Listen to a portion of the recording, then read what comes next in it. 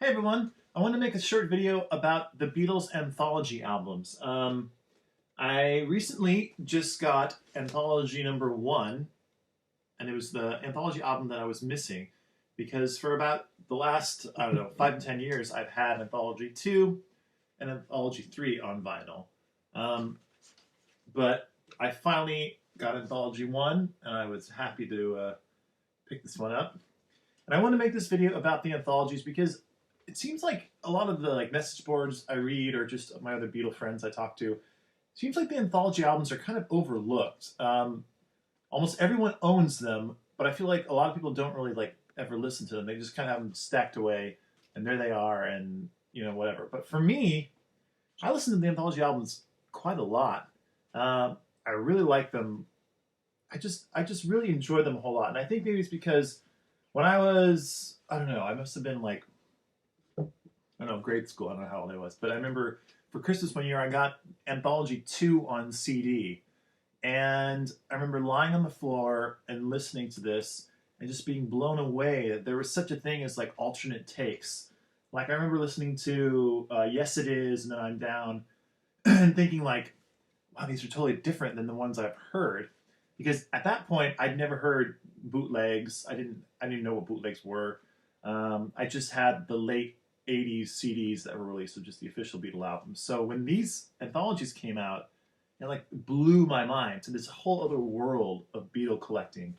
Um, and since then, I've obviously gone on to buy tons of bootlegs and any alternate take I could find, alternate mix or whatever.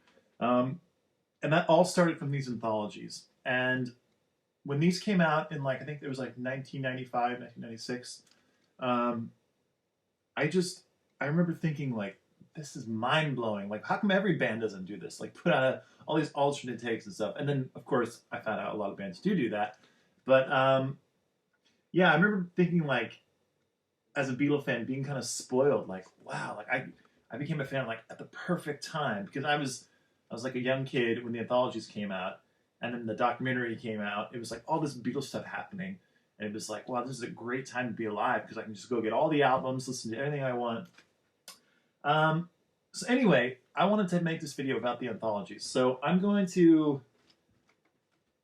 show each of the three and tell you a little bit about what I like about each of the three. So here's Beatles Anthology 1.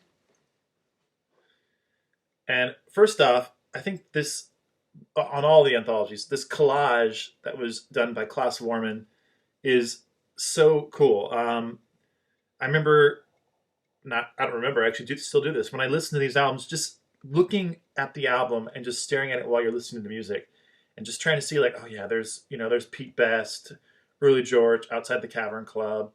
I love how they have this photo of the early Beatles and then Pete's been ripped off and Ringo's covering his face. I just thought it was really, really cool. The artwork, it's always struck me as really, really awesome. And here's the open here. It's a triple album. Got some cool photos there, really Beatles photos. And the other thing I love about the anthologies is each song has a little bit of writing about it. So you can listen to the album and read about the songs as you're going. And that's one of my favorite things to do. Oh, the cat took my took my chair. Hey, I need to sit there. Oh well, okay, you can have it. Anyway, I love to sit and just listen to these and read along as I'm listening. That's the most fun for me to do with any album, really. So I always appreciate when albums have a lot of information on them, so you can read and listen at the same time. Okay, I'm gonna have to move you because I gotta sit. Okay, there he goes.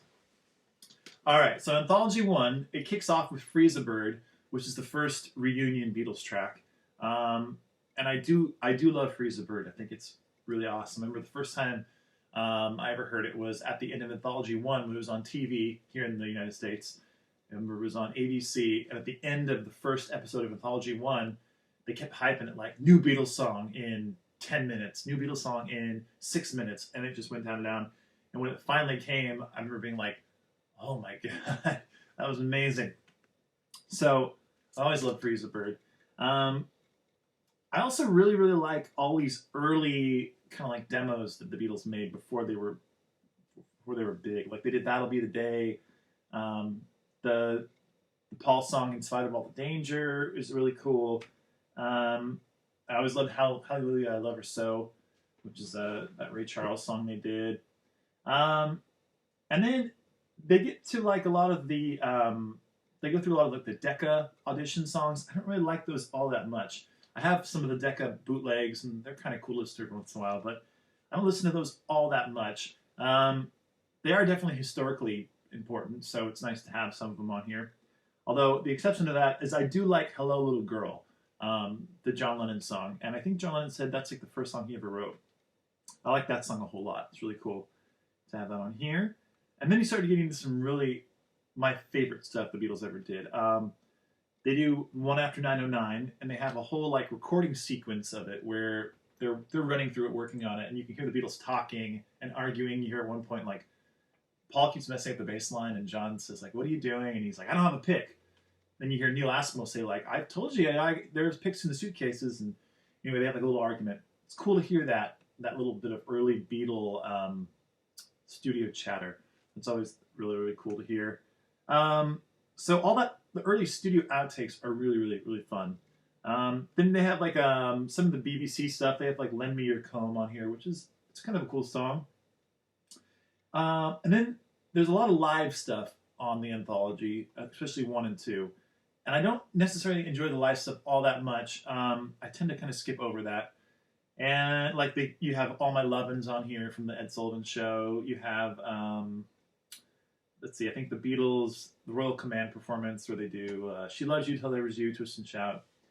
But then we get back into some of the outtakes again, which are really cool. Like you have an alternate version if you can't do that, "And I Love Her," which is like an electric version of "And I Love Her."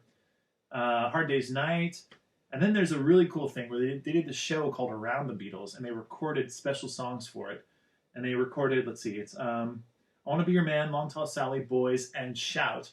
And they never released "Shout" on a regular record, so it's cool to have that version of "Shout" on here. And it's a really good quality recording. And then again, you get more outtakes. And my favorite Beatles outtake ever is on here, and it's "Leave My Kitten Alone." I don't understand why that wasn't put on Beatles for Sale because I think it's such a great song. I wouldn't take off any other songs from Beatles for Sale because I love the other songs in Beatles for Sale. Like a lot of people don't like "Mr. Moonlight." I think "Mr. Moonlight's" a fine track. It's fun to listen to, and John sings it amazingly well. In fact, there's a "Mr. Moonlight" outtake on here where he's trying to get it and he kind of messes up, and it's a kind of a cool moment between him and Paul. But anyway, I think it would have been great for them to have included "Leave My Kitten Alone" on Beatles for Sale. Or maybe just release it on one of the EPs, you know, like on the Long Tall Sally EP.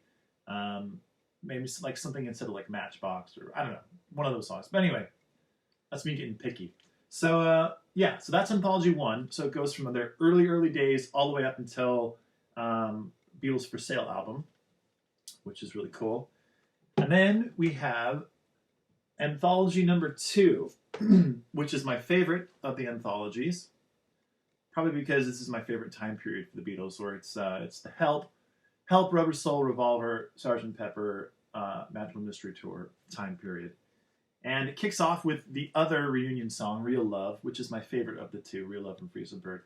I just think "Real Love" is a really, really cool song, really good song. And I like the production a lot more than like on "Free as a Bird."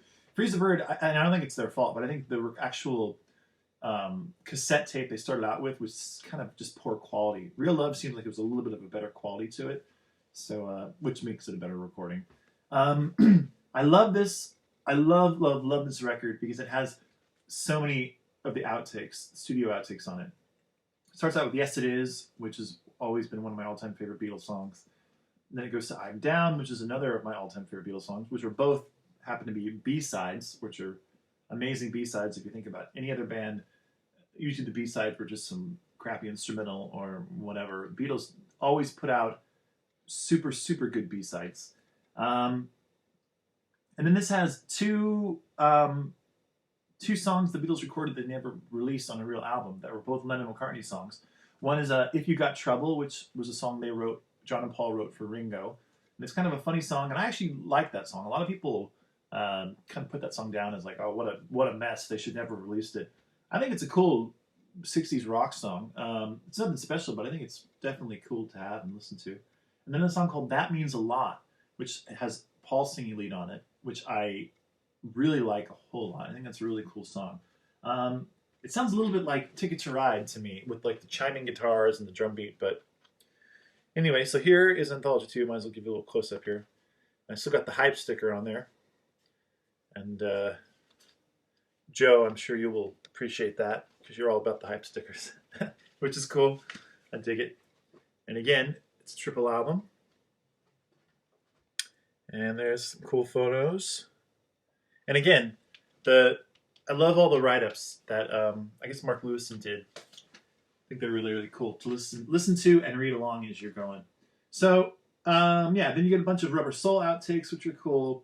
Some Revolver outtakes, and Revolver is sometimes my favorite Beatles album, so it's nice to have that stuff on here. Then you get into some really, really cool stuff. You get into the Sgt. Pepper time period, and you get John's demo for Strawberry Fields, which is amazing. Then you get Strawberry Fields Take 1, and then you get Strawberry Fields Take 7, which is amazing. And then you get an early take of Penny Lane, early take of A Day in the Life. It just goes on and on and on how amazing everything is.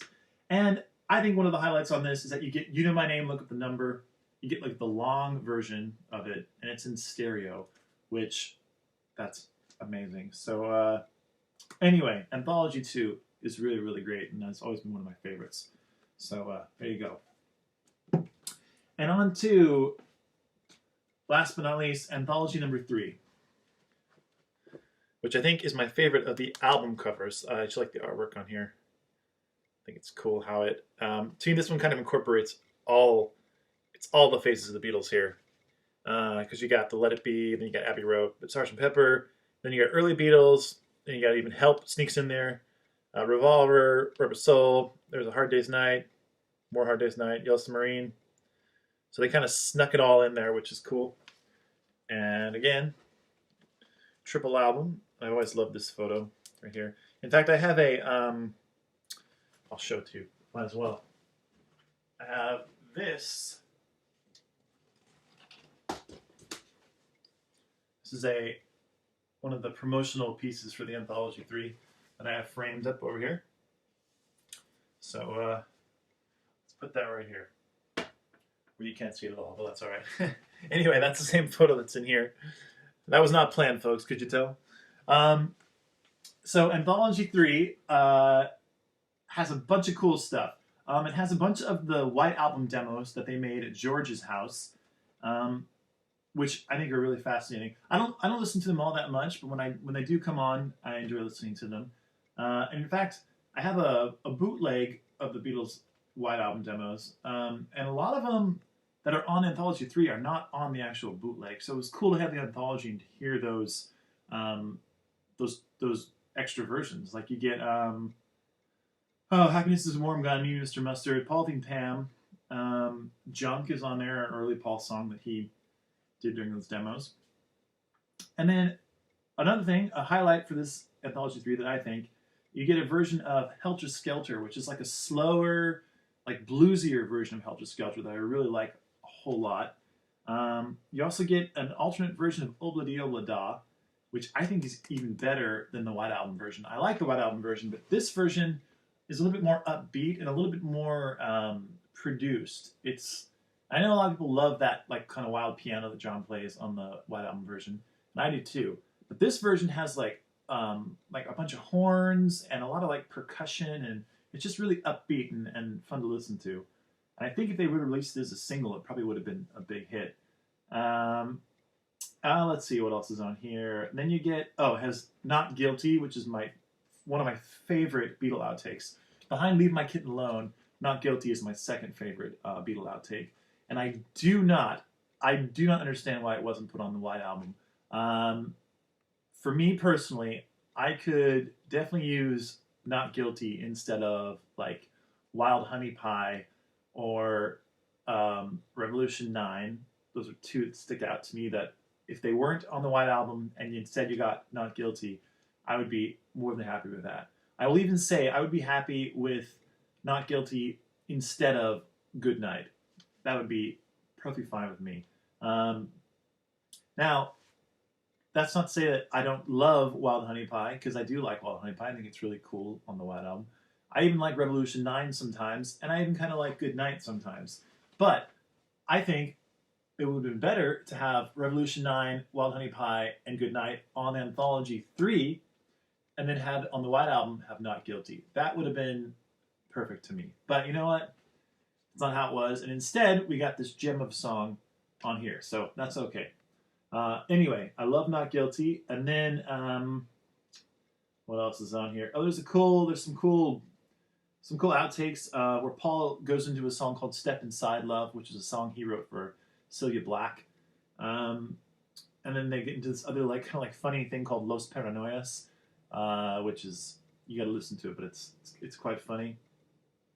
Okay, then we go into some of the Let It Be outtakes, which are actually really, really cool to listen to because they're in such good audio quality. I'm sure, like a lot of you, like me, you have a lot of the Let It Be, Get Back bootlegs because there are tons of them out there. And a lot of them are in just real crappy quality, I find, that they're kind of hard to listen to. They're fascinating to listen to, but a lot of them are just in not so good quality. So it's cool to have a lot of those outtakes on here in pristine quality. Like you get an early version of I've Got a Feeling. You get an alternate take of She Came In Through the Bathroom Window, which was done during the Get Back sessions, but obviously recorded later for Abbey Road. Different version of Two of Us, Dig a Pony, For You Blue, Teddy Boy, which is a Paul song that he released on the McCartney album. So you get a lot of cool Get Back session outtakes, which are nice to have in this quality on here. In addition, you get The Long Winding Road without the strings that Phil Spector added, so I'm sure that made Paul quite happy. George's demo of All Things Must Pass, which is just sublime and fantastic. And then, let's see, you get Paul's demo of Come and Get It that he recorded for the band Badfinger, and he recorded all the instruments himself during the Abbey Road sessions, and they put that on here, which is really, really cool to have. And then last but not least, they have kind of an alternate version of The End with extra guitar parts and extra drum parts.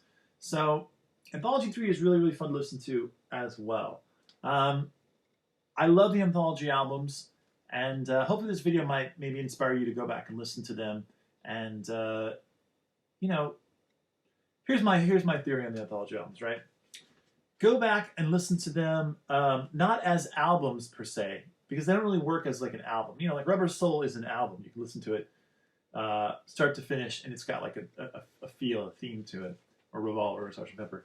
But the anthologies are more, to me, about a song-by-song basis. So find the songs that you like and go from there. Because, that's basically what I do. I find these are really good to put on in the background when you're doing something else, like, I don't know, cleaning or whatever, laundry or something like that. And you put these on in the background. Because I always find myself stopping what I'm doing and going oh man, I forgot how much I love this alternate version of Helter Skelter. Or, wow, that's some cool, talk between Paul and John while he's doing the Julia recording. That's the kind of stuff that I love. So, anyway, this is my appreciation video for the anthologies. So 3, 2, and 1. And of course, I'm sure you all know, I don't think I'll be able to do it, but if you put them all together, they make one long collage. Anyway, those are the anthology albums. So I'd love to hear what you think about the anthology albums as well. So write down in the comments. Let me know your thoughts on the anthology albums and how often you listen to them.